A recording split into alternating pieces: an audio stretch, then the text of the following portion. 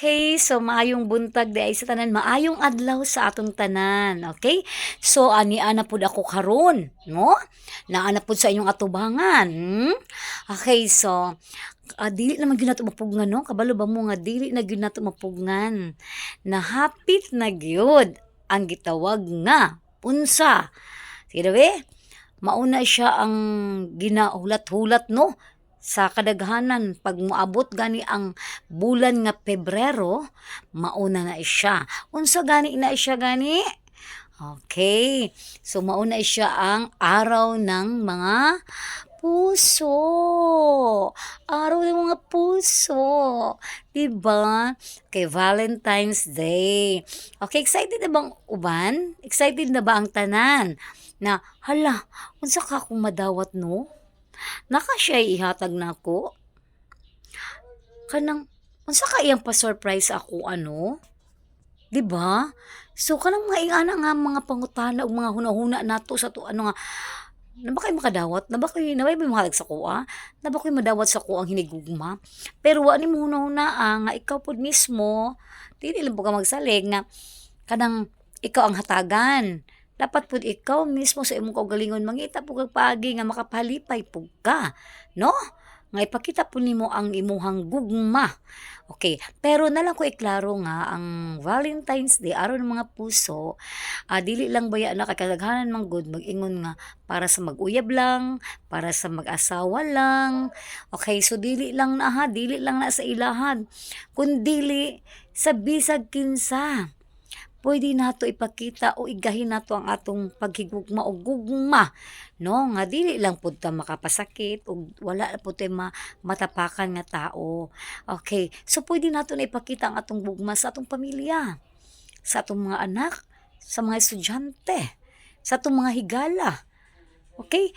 So, sa atong mga kapuso, mga kapamilya, bisag kinsa puwede, no, puwede nato na siya gahinan, ana, nga paghigugma.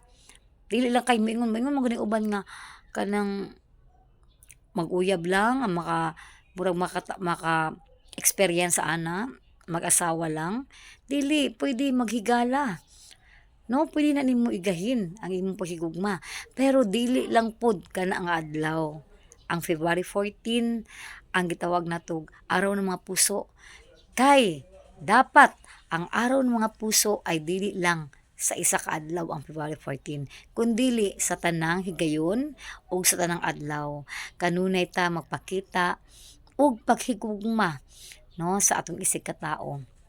Ana na siya, para kita pod higugmaon pod ta sa atong isig ka tawo. Ana lang na siya.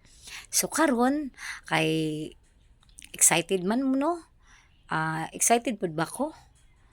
Aw, wala lang po ko kabalo kung unsa ba?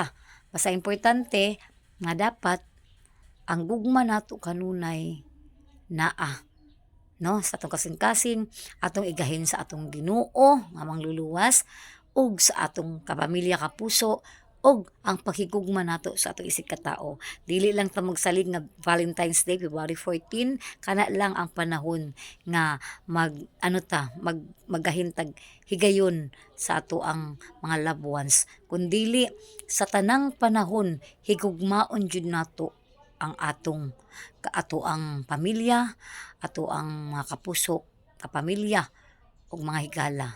Ilabi na ang atong Ginoo, di gyud nato siya malimtan. Ana lang, so dili ta magsalig nga February 14 araw ng mga puso, kay ang tinuod nga araw ng mga puso, araw-araw, kada adlaw mauna, dili lang kay isa lang ka adlaw kundi sa tanang higayon og sa tanang adlaw magahinta og paghigugma sa atong isig ka tawo. Okay, so God bless, good luck sa inyong tanan. Advance Happy Valentine's o Araw ng Mga Puso. Okay? So, mabuhay. God bless us all. Dalay ko ng Diyos. I love you.